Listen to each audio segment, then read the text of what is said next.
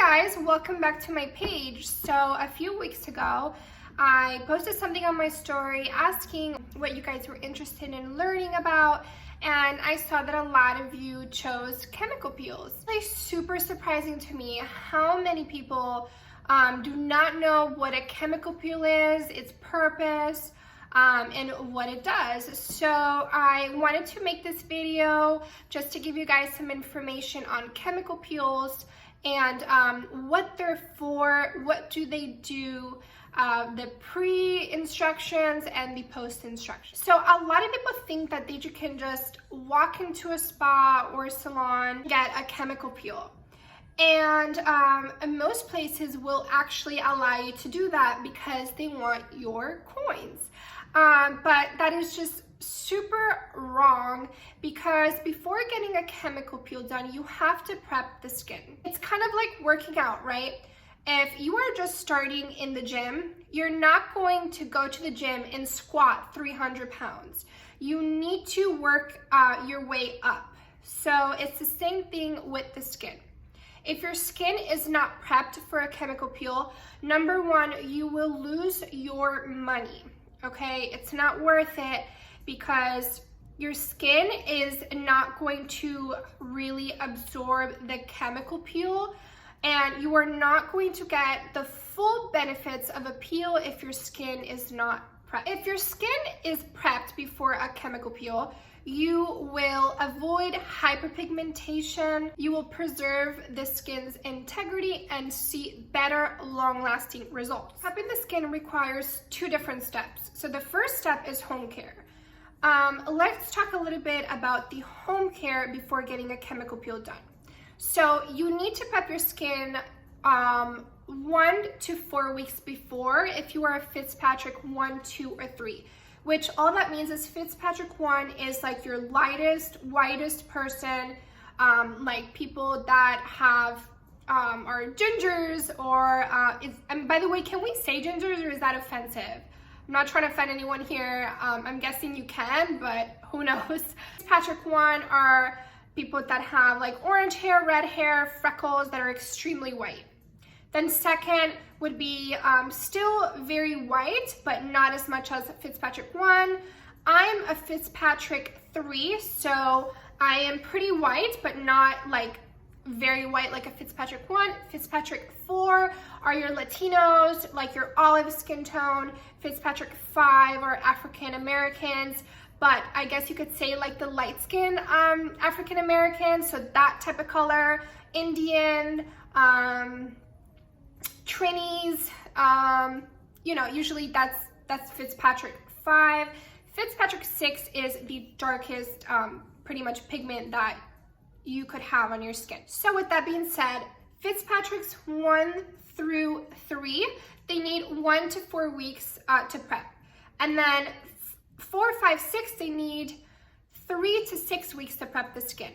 Every client before doing a professional chemical peel need to be using pharmaceutical grade products to prep the skin. Now, I've done a lot of research on different pre-treatment kits that usually estheticians will sell to you before doing the chemical peel. And what I have noticed that the active ingredients in those kits to prep your skin at home mainly have glycolic acid, lactic acid. So what these acids are going to do, they're going to start the exfoliation process. They're going to thin out your skin, not in a bad way, but they will thin out your skin. So the chemical peel will penetrate easier, better, and you're going to get the best results. So if you do not want to purchase a kit, by the way, Glymed has pre and post kits, you know, for chemical peels that you can purchase. But if you do not want to purchase them, just make sure that you are using pharmaceutical grade products. No drugstore stuff, guys. That stuff is a waste of time and money. Trust me when I tell you this. This is not a scam. This is not something that estheticians say to try to get you to buy our products. It's just facts. I mean, do your own research if you don't believe me, but you are literally wasting your money with drugstore products. I always say this, we have one face, let's take care of it. Just like everyone wants to have the nice nails, nice feet, nice hair, hello, take care of your face, because that's the first thing that people see. And that's why you should have nice eyebrows too. Anyways, so you should be using pharmaceutical grade products that have glycolic acid or lactic acid or mandelic acid. But what I have seen is that mainly the active ingredients that you want to use to prep are glycolic acid. Just like working out, prepping your skin before a chemical peel is going to prepare your skin for a chemical peel. So what could happen if you don't prep your skin? Number one, you're going to lose your money because the chemical peel is not going to be as effective. If you are not prepping your skin and your esthetician decides to do the chemical peel anyways, well, I just don't feel like that's very professional and right on her part, because she's essentially just stealing your money. And you know, if any good esthetician would know that if your skin is not prepped, that just chemical peel is not going to work. I mean, you might see some results, but they're not long-lasting results, and they're not the best results that you can get. So I just feel like any esthetician that does not communicate with their client that they have to prep the skin, I just feel like you're just doing a disservice to your client, and I'm definitely not about that. So getting a chemical peel done is kind of like hiring a personal trainer. There is no point of you hiring this personal trainer and, you know, if you do not go to the trainings. So it's the same thing. If you want to keep nice, long-lasting results, you do have to be consistent. You do have to get chemical peels 2 to 3 times a year. Now, of course, you can get chemical peels 2 to 3 times a year after you have already started getting like sets of peels.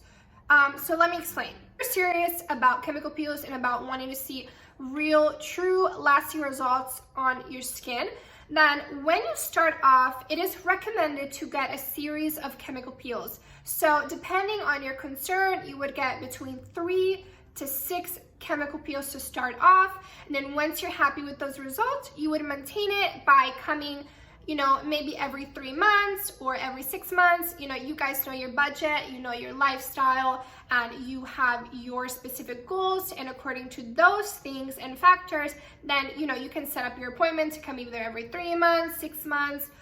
Some people do once a year, but that one time a year that they come, they do a very serious chemical peel where you're literally going to be seeing sheets of skin just falling off. After you have prepped the skin, you would go ahead and get the chemical peel. A chemical peel is a chemical solution that is applied onto your skin, kind of like a mask. It does sting a little bit, but that is completely normal. You are applying chemicals onto your skin.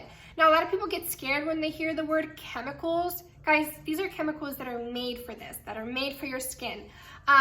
But with that being said, it is not to be taken lightly. There are people that have literally burned their face by doing chemical peels at home, or by doing chemical peels with estheticians that are not experienced in chemical peels. So don't think you can just go and buy a chemical peel from Amazon and do it to yourself.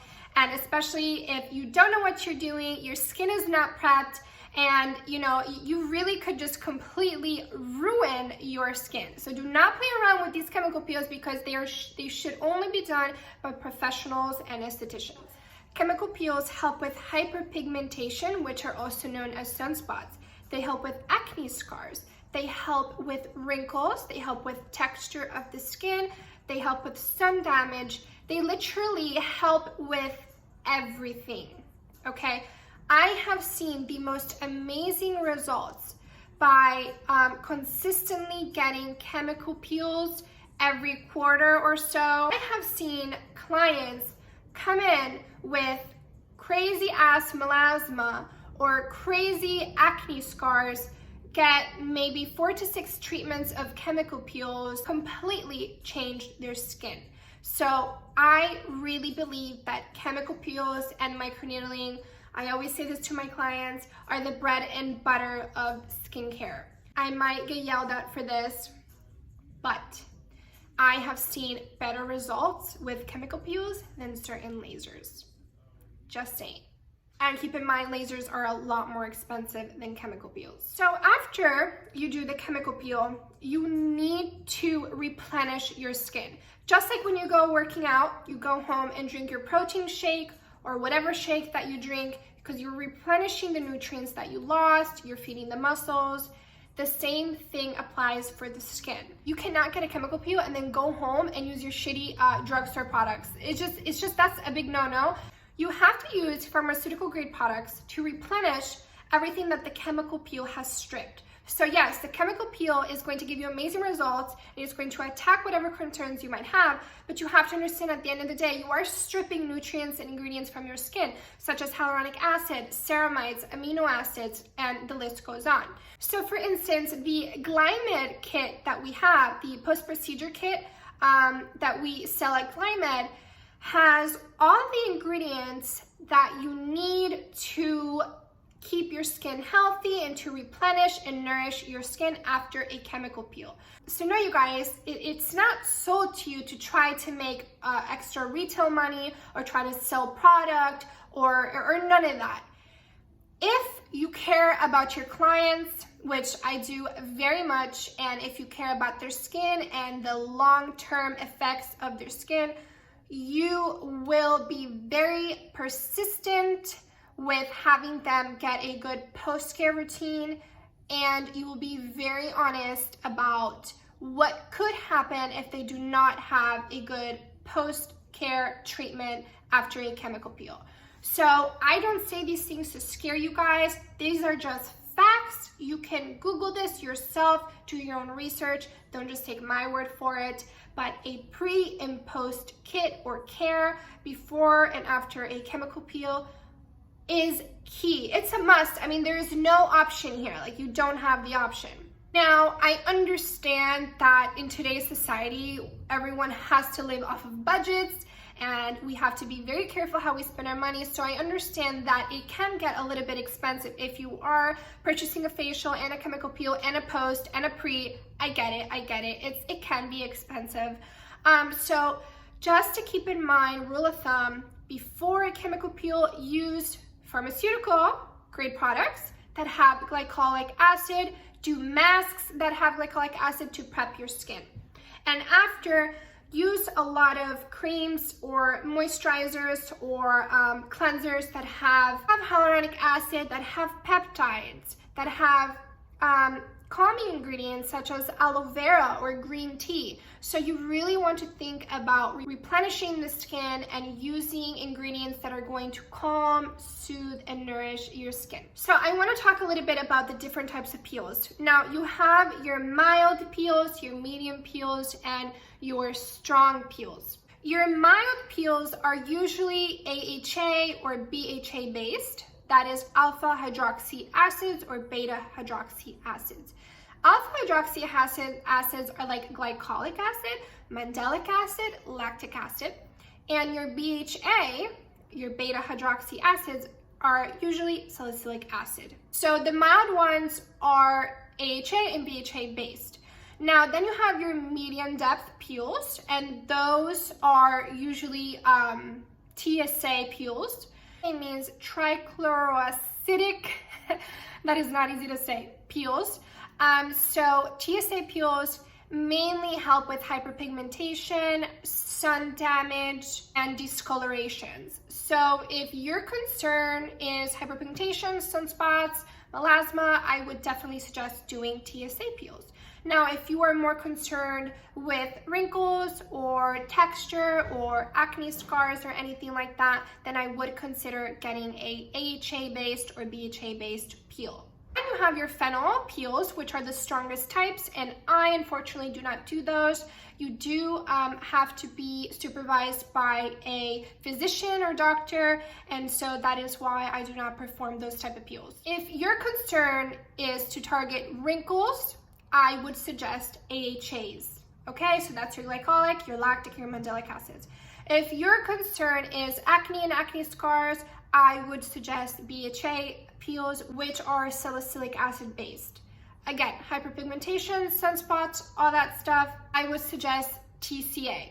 Guys, I think I said TSA previously. It's not TSA, it's TCA. I'm sorry if I confused you. So last thing I want to talk about is a lot of people, whenever they hear chemical peels, they think back to maybe Instagram posts they have seen where they see clients that are literally like shedding sheets and just look like monsters or like just a freak show.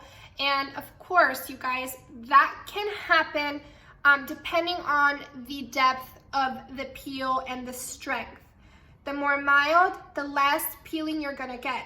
I usually do very mild peels, but I do them once a month consistently, and people can barely tell that I get them done because I have minor flaking around the nose and lips. I moisturize, use hyaluronic acid, and nobody can tell. Then you have your stronger peels, and of course you will get more shedding, but the serious like sheeting or the skin gets black type of peels, those are usually fennel peels, which again, I do not perform those type of peels.